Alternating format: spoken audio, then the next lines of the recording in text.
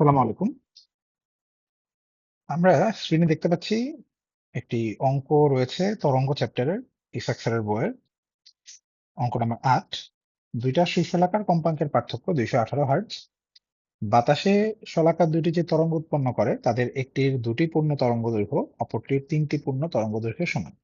শলাকাদ্বয়ের কম্পাঙ্ক নির্ণয় করতে বলেছে। আমরা বইয়ের সলভটা দেখতে পাচ্ছি। এই সলভটাকে আমরা একটু উম, মজার উপায়ে একটু শর্টকাটে করার চেষ্টা করব। কিভাবে? আমি একটু অঙ্কটাকে শুধু স্ক্রিনে আনি। তো আমার এখানে বলেছে যে শলাকা দুইটার কম্পাঙ্কের পার্থক্য হচ্ছে ২১৮। আমি ধরে নিচ্ছি আমার দুইটা সুশলাকা আছে, যাদের একটার কম্পাঙ্ক হচ্ছে F1, আরেকটার কম্পাঙ্ক হচ্ছে F2। ধরে নিচ্ছি F2 টা বড়, এটা ধরে নিচ্ছি। F2 যেহেতু বড়, অবশ্যই এই সুশলাকাটা যে তরঙ্গ দৈর্ঘ্য তৈরি করবে, সে λ2, এটা কিন্তু ছোট হবে। কেমন? তা আমাদের যে ডাটা দেয়া আছে সেটা অনুযায়ী আমি বলতে পারি F2 মাইনাস F1 সমান সমান হচ্ছে ২১৮। আমাদের বলছে বাতাসের শলাকা দুটি যে তরঙ্গ উৎপন্ন করে তাদের একটির দুটি পূর্ণ তরঙ্গ দৈর্ঘ্য, অপরটির তিনটি পূর্ণ তরঙ্গ দৈর্ঘ্যের সমান। আমরা ধরে নিচ্ছি প্রথম সুশলাকাটা λ1 তরঙ্গ দৈর্ঘ্য তৈরি করতেছে, আর দ্বিতীয় সুশলাকাটা λ2 তরঙ্গ দৈর্ঘ্য তৈরি করতেছে। তাহলে প্রশ্ন অনুযায়ী বলতে পারি 2λ1 ইকুয়াল টু 3λ2, বা আমি বলতে পারি λ1 বাই λ2 ইজ ইকুয়াল টু হচ্ছে 3/2। যেহেতু আমরা জানি কম্পাঙ্ক এবং তরঙ্গ দৈর্ঘ্য ব্যস্তানুপাতিক, তাহলে আমি এইটাকেই বলতে পারি F2 by F1 is equal to 3/2। আমার λ1 বাই λ2 হয়ে গেল F2 বাই F1। তাহলে কি দাঁড়ালো যে আমার দুইটা ইকুয়েশন আসলে আমার সামনে আসছে। F2 মাইনাস F1 হচ্ছে ২১৮, আর F2 বাই F1 এটা হচ্ছে 3/2। তার মানে আমরা এটাকে এইভাবে চিন্তা করতে পারি যে আমার দুইটা সংখ্যা নির্ণয় করতে হবে যাদের বিয়োগফল দেয়া আছে ২১৮ এবং যাদের অনুপাত দেয়া আছে 3/2। এখন এটাকে আমরা একটু মানে মজার ওয়েতে আমরা এটা চিন্তা করার চেষ্টা করি। আমরা এইভাবে চিন্তা করি, এই যে আমার F2 বরাবর আমার 3 আছে আর F1 বরাবর 2 আছে, যদি আমরা ধরলাম F2 এর মান হচ্ছে 3 হার্টজ, তখন আমার F1 এর মান কত আসতো? 2 হার্টজ আসতো, ঠিক কিনা? এখন এই যে আমি দুইটা ভ্যালু জেনারেট করলাম, F2 এর মান আর F1 এর মান, এই ভ্যালু দুইটা কিন্তু আমার সেকেন্ড সমীকরণকে কিন্তু সাপোর্ট করছে, যে দুইটার ভাগফল হচ্ছে বা অনুপাত হচ্ছে 3/2।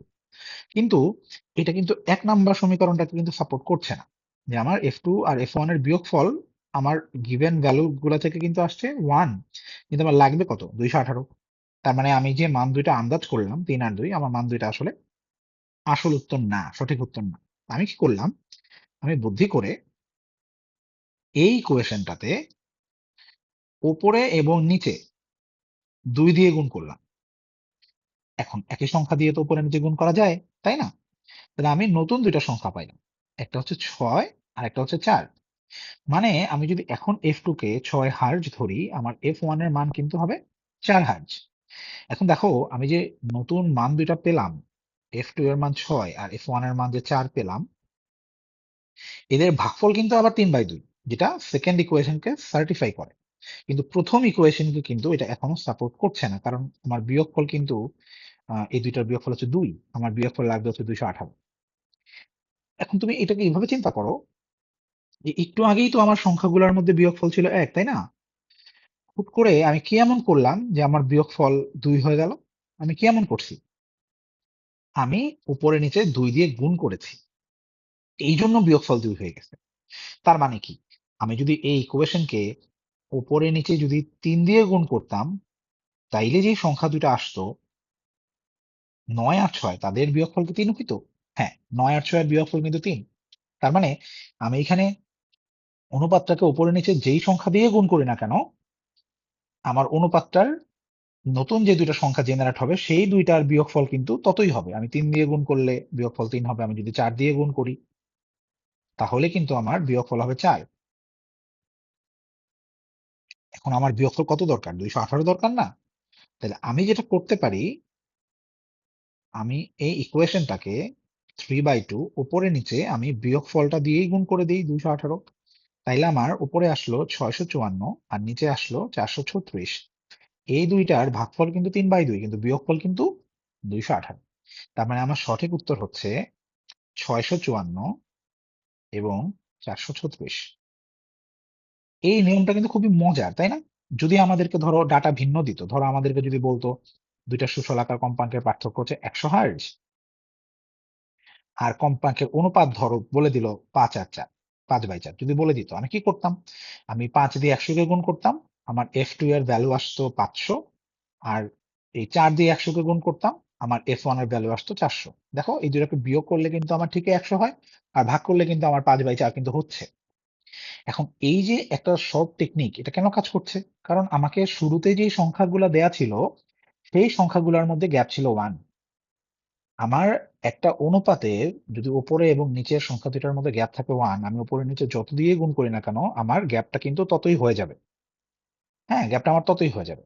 এখন আমাকে যদি এমন হয় যে টিচার আমাকে এমন দুইটা সংখ্যার অনুপাত দিল যাদের গ্যাপ 1 না, যাদের গ্যাপ মনে করো 2, ধরো আমাকে দিল 5/3, মানে F2 বরাবর 5 আর F1 বরাবর 3।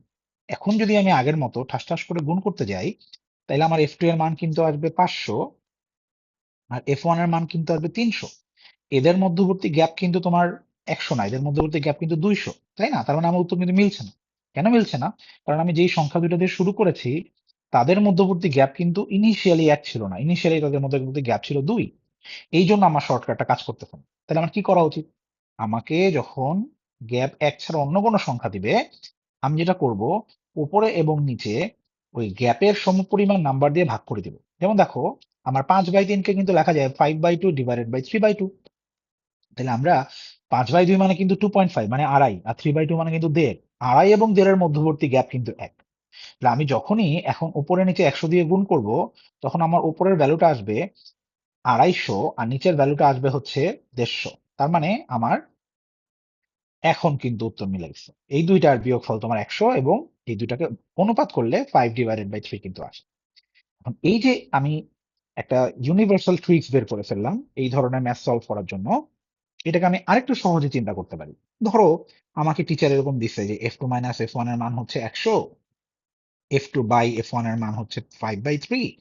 তোর F2 আর F1 কত, অ্যান্সার কত? আমি যেটা করতে পারি, আমি সরাসরি 5 এর সাথে 100 দিয়ে গুণ করতে পারি, আমার উত্তর হবে 500। আমি এই 3 এর সাথে 100 দিয়ে গুণ করতে পারি, আমার উত্তর হবে 300। হ্যাঁ, কিন্তু এটা কিন্তু আমার ফাইনাল অ্যান্সার না। ফাইনাল অ্যান্সার কি হবে? আমি এই দুটার মধ্যে গ্যাপ কত, 2, আমি এই গুণটা দেওয়ার পরে এরপর আমি 2 দিয়ে ভাগ করে দেবো। তাহলে আমার অ্যান্সার আসলো 250 আর 150। এখন তোমার মনে হতে পারে যে ভাইয়া, একটু আগে যখন গ্যাপ 1 ছিল তখন তো আপনি লাস্টে গিয়ে এই 2 দিয়ে ভাগ করেননি, তখন কেন করেননি? তখন আমরা আসলে করছিলাম, তখন আমরা 5 দিয়ে যখন 100 কে গুণ করছিলাম আমাদের হয়েছিল 500, 4 দিয়ে যখন গুণ করছি আমাদের হয়েছে 400। তখন আমাদের গ্যাপ কিন্তু ছিল 1, তো আমরা 1 দিয়ে ভাগ করলে তো এটা ওইটাই থাকে না, তো এটা তো চেঞ্জ হয় না, 500 আর 400ই থাকে। এখন এই জিনিসটা আমাদের আসলে শুধু কি এই অঙ্কের কাজে লাগবে? ব্যাপারটা কিন্তু এরকম না। এই জিনিসটা দিয়ে আমরা চাইলে আহ গামার মান থেকে আমরা সিপি/সিভি এর মানও বের করে ফেলতে পারি। কি ধরনের? ধরো আমাদের সেকেন্ড পেপারে তাপগতিবিদ্যা চ্যাপ্টারে এক পারমাণবিক গ্যাসের জন্য গামার মান দেয়া আছে তোমার হচ্ছে 1.67, যেটা আসলে 5/3। আবার দুই পারমাণবিক গ্যাসের জন্য গামার মান দেয়া আছে 1.4, যেটা আসলে 7/5। আবার 3 বা বহু পারমাণবিক গ্যাসের জন্য গামার মান দেয়া আছে আমাদের বইতে 1.33, যেটাকে আমরা বলতে পারি 4/3। কেমন? এখন এক পারমাণবিক গ্যাসের জন্য সিপি এর মান কিন্তু আমাদের জিজ্ঞেস করে, আবার সিভি এর মানও কিন্তু আমাদের জিজ্ঞেস করে। তুমি খেয়াল করো, এই যে ভাইয়া এখানে গামা লিখছি 5/3, এই গামা মানেই কিন্তু CP divided by CV, right? তার মানে দেখো, আমাকে যখন কোনো জায়গায় গামা দিয়ে দিল আমাকে আসলে সিপি আর সিভি এর অনুপাত দিয়ে দিল। ঠিক অনেকটা আগের অঙ্কের F2/F1 এর মতোই কিন্তু, দেখছো? এবং এখন যদি আমার আগের অঙ্কের মতো একটা F2 - F1 ও যদি এখানে থাকে, তাইলে কিন্তু আমার উত্তর একবারে বের হয়ে যায়। তুমি দেখো, আগের অঙ্কে যেমন আমি F2 - F1 এর মান 100 দেয়া ছিল অঙ্কের মধ্যে, আমি পেয়েছিলাম। এইখানে কিন্তু আমি ইউনিভার্সালি জানি যে কোনো গ্যাসের জন্য সিপি মাইনাস সিভি হচ্ছে আর, তাই না? একটু আগে যখন আমাদের ছিল F2 - F1 যখন ছিল 100, তখন কিন্তু আমরা F2/F1 এর ক্ষেত্রে 5 আর 3 কে নিয়ে কিন্তু আমরা 100 সাথে গুণ দিয়েছিলাম। তাহলে আমরা এখন কি করব? আমরা এই সিপি মাইনাস সিভি এর বিয়োগফল যে আর, তার সাথে আমরা এই 5 আর 3 কে গুণ দিব। আমরা যখন 5 কে গুণ দিব তখন আমাদের হবে 5 আর যখন 3 কে গুণ দিব তখন আমাদের হবে 3 আর। যেহেতু সিপি ডিভাইডেড বাই সিভি, তার মানে 5 সিপি কে টার্গেট করছে আর 3 কিন্তু সিভি কে টার্গেট করছে, তাই না? এবং এটা কিন্তু আমার ফাইনাল উত্তর না, কারণ আমার যে অনুপাত দেওয়া ছিল তাদের মধ্যবর্তী গ্যাপ ছিল কিন্তু 2। তাহলে আমি এখানে 2 দিয়ে ভাগ করলে এইটা এক পারমাণবিক গ্যাসের জন্য সিপি এর অ্যাকচুয়াল মান, আর 3 কে 2 দিয়ে ভাগ করলে এটা এক পারমাণবিক গ্যাসের জন্য সিভি এর অ্যাকচুয়াল মান। তো এইখানেও কিন্তু দেখো, 2 পারমাণবিক গ্যাসের জন্য কিন্তু আমি বলতে পারি যে উপরে যে 7, এটা আসলে সিপি কে টার্গেট করতেছে, তাহলে আমার সিপি হবে 7 আর, সিভি হবে 5 আর নিচের 5 থেকে। আর যেহেতু এদের মধ্যে গ্যাপ ছিল 2, তাহলে আমার সিপি এর অ্যাকচুয়াল ভ্যালু হবে 7 আর বাই 2, সিভি এর অ্যাকচুয়াল ভ্যালু হবে 5 আর বাই 2। তুমি ভেবে চিন্তে বলো তো, গামার মান যখন 4/3, তখন আমার সিপি এর ভ্যালু কত এবং সিভি এর ভ্যালু কত? কমেন্টে জানাও।